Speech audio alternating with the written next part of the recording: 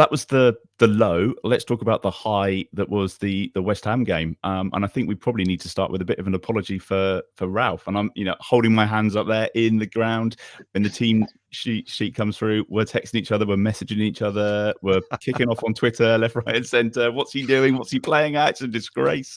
We got it wrong, didn't we, Glenn? Yes, because the result at the end of the day justifies the means.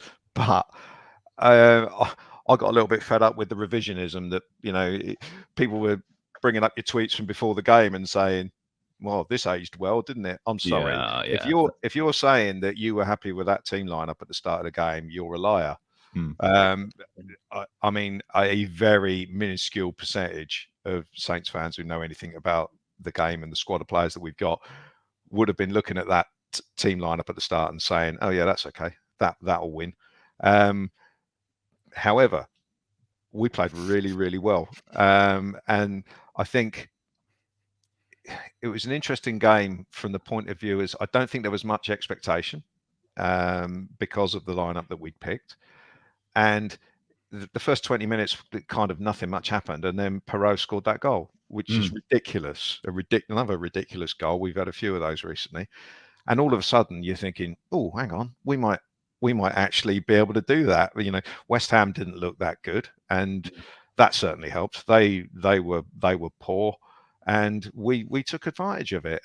We managed to throw them a goal in the second half, quite literally, with Mr. Caballero making a bit of a Horlicks of that corner. But we responded well, got back in front with the penalty, and won it in the last couple of minutes with that another ridiculous goal by Brozier, who's now worth 70 million quid. I read another million. Yeah.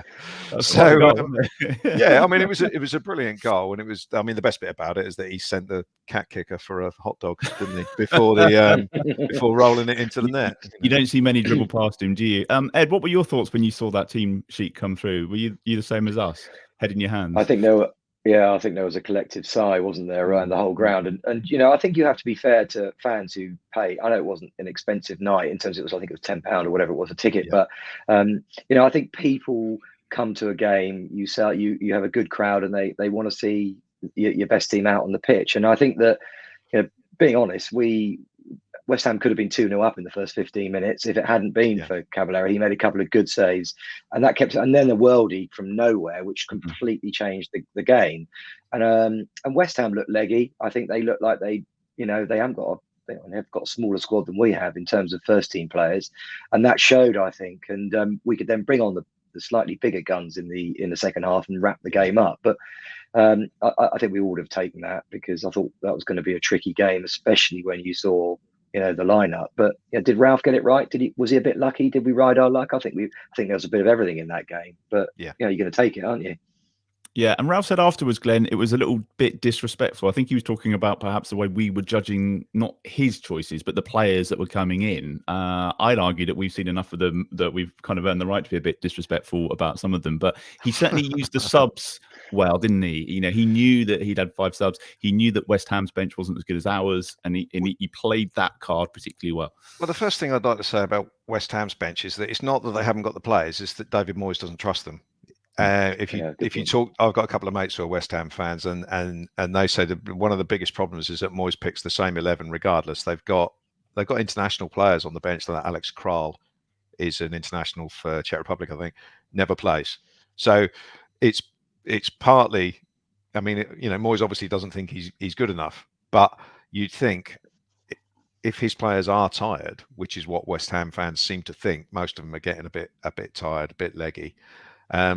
You've got to trust your players. So Ralph definitely has a point. He trusts the players in the squad. Most of them. I mean, Gineppo only lasted a half, and that was exactly the right thing to do. But you go into these FA Cup games, you've got 5 subs. So as long as you're still in the game at half time, you can change half of the outfield players potentially, and have a decent chance of changing it around in the second half. Now, Shane Long also went off at half time, and I thought Shane was actually having a good game until he got kicked. He got a knee in the back, I think, or something. And I noticed he wasn't on the bench against Villa either. So that one, I don't think he would have taken Shane off at half time, but Armando proved to be the difference with the 2 goals in the second half, it's worked out. But I agree with Ed. It's a little bit of everything. It's a little bit of luck, a little bit of good planning, and some good performances. I mean, I thought Jan Valery was excellent, but he was a bit dodgy. First 5 minutes, he was a little bit, not quite in the right position some of the time, and it all looked like it was going to be a very long afternoon, especially with Antonio, who's scored loads against us. Loves scoring against us, doesn't he? Yeah, he does. And but we did okay. We hung in there, and in the second half we were stronger. So yeah, happy days. And then the draw came out. Never mind. Yeah, well, that's the conversation for a minute. Just on that lineup though, Ed, Ralph's talked about the need to have a good cup run to keep some of the fringe players happy. Which ones really stood out for you? We've mentioned like Jan Valery, but anyone else put in a decent shift and go up in your estimations a bit? I thought the goalkeeper had a good game, apart from his mistake when he dropped it at Antonio's feet. But apart from that, I thought he was strong. I thought, to be fair, I thought Valery did have a good game at the back, and it's nice to see him striding forward with the ball out, because the boy's got some pace as well. I think there's a footballer in there somewhere. I just I think there's a confidence issue with Valery more than anything else. Shane Long had a good, I think, like Glenn said, I thought Shane was good until he went off, but he did get a nasty knee in the back, I think, in the first 10 or 15 minutes, and struggled through the game. But I think there are some good fringe players, but I think West Ham allowed us to play. I think West Ham, and Glenn, you probably know because you've got some mates who are West Ham fans, but West Ham were poor. Yeah, they were very poor on the night, and so I think that we took advantage of that. But you've got to take your chances when you can. Shame the draw wasn't a bit kinder, but hey ho. Glenn, there's a couple of things I've written down. I've written down Willie and I've written down balls, genuinely, on my notes. Willie for the goal. He dropped that one, didn't he, from the corner? And that's a little bit, he should have probably done better there, but he kind of redeemed himself straight after.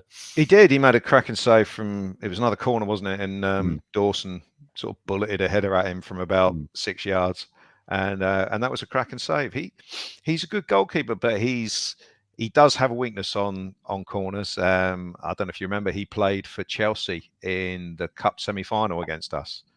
And he got very, very lucky in that game when Charlie Austin was stood in front of him and he dropped the ball in his own net and the referee gave him a free kick. So I think he's always had a weakness under the high ball. He's not the tallest. He's not, I don't know how tall he is. He's probably about sort of 6'1" or something, but he's not the tallest for a goalkeeper. So I think he does struggle, and West Ham seemed to target it because it was all left-footed corners coming in at the near post. And he just didn't look decisive when that ball came in. So so at that point, again, I'd gone back to no expectations mode, and I thought, we're going to lose now. But but luckily, the players are a bit more made of sterner stuff than me, and we got we won the penalty not long after that. So no, but Caballero did his job, and he's a good player to have in the squad. He's used to being a backup keeper. He has been probably since.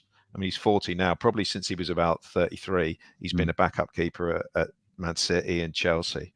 So he's used to that role.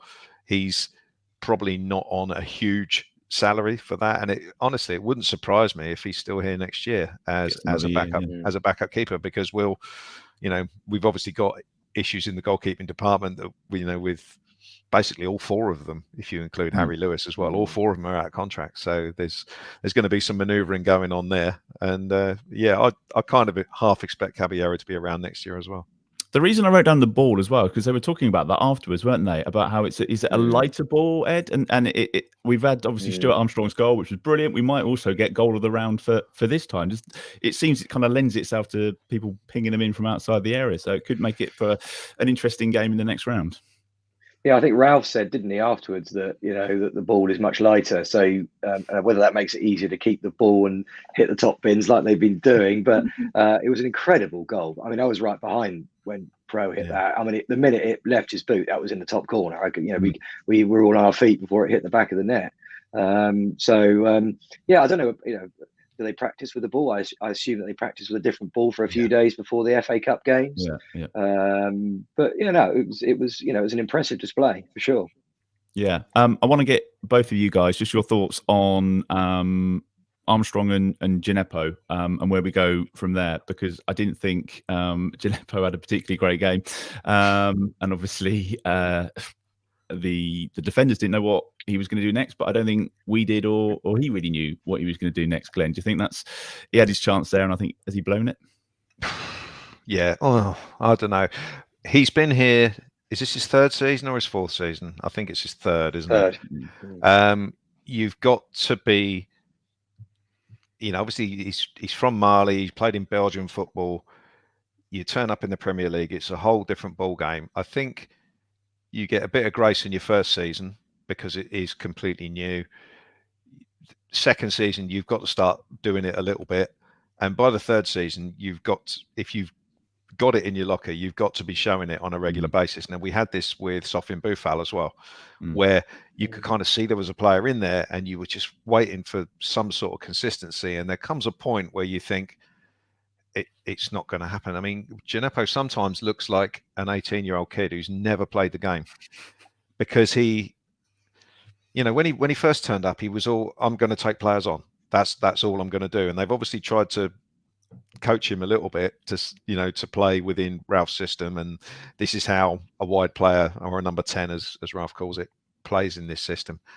And he seems to have lost what he was good at, which is taking people on, skipping past people, and being dangerous. I mean, the end product was always a bit ropey, even back in those times when he was scoring goals. It was just as likely to end up anywhere than it was anywhere decent.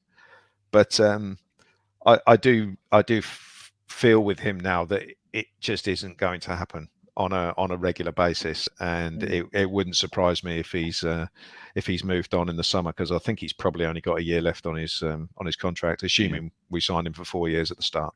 Do you agree, Ed? Is that the same?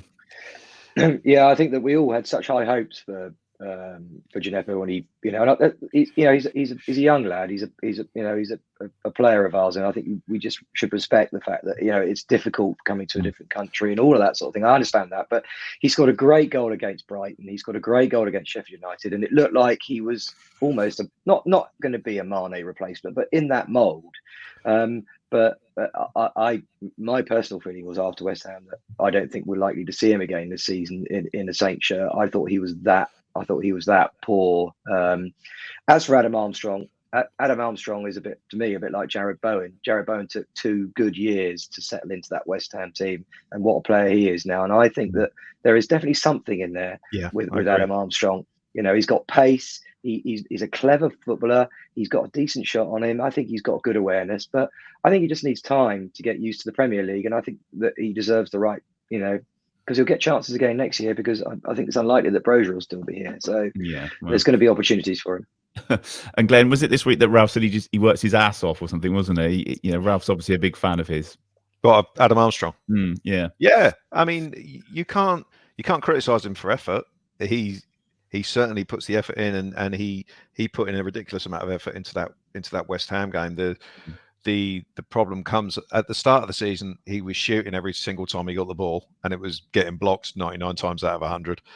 And he had it was interesting. He got through, and he tried to slip the ball to Will Smallbone, and when he probably should have hit it. And at the start of the season, he definitely would have hit it. Yeah. And he tried to play it to Smallbone and under hit the pass basically, and we butchered it. And that was a definite chance that we squandered in the first half.